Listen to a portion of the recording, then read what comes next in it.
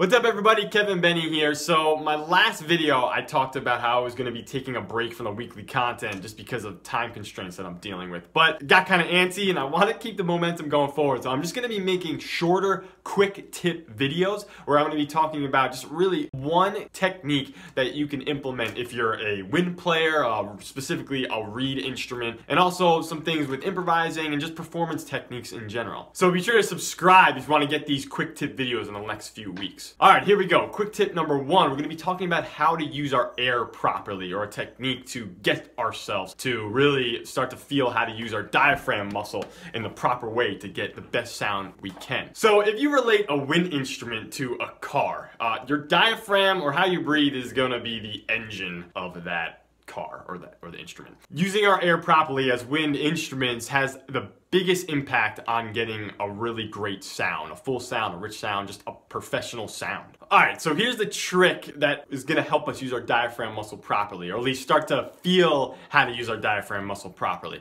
We're going to use the word puo. It's just a made-up word, puo. And we're going to say it while we breathe in. So it's going to be like, just like that. We use the P syllable to kind of act as a suction, to kind of pressurize the air so it shoots down in the diaphragm. Just like that. And you want to make sure that you're not moving your shoulders. You don't want any air to get filled up into the chest area. You don't want to go like that. That's a pua. You don't want that. You want puo. So it goes down into the center of your diaphragm, down into the abdomen. And if you do it properly, the first time you should really feel a bit of a pinch coming right down into your diaphragm muscle. So if I do this properly and I put my hand right here, ready?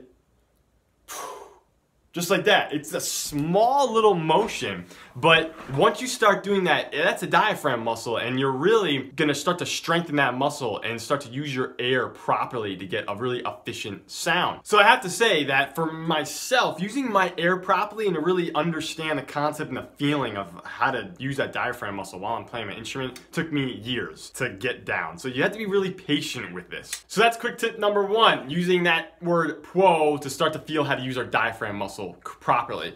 I'm going to demonstrate. If I use my air up in my chest, this is kind of the sound that comes out. Honestly, it's my setup. I can't get my setup to sound with just using my air in the top of my chest here. So I'm going to have to bite to get anything out. Okay, so it's bad. So if I use the air properly now, diaphragm muscle.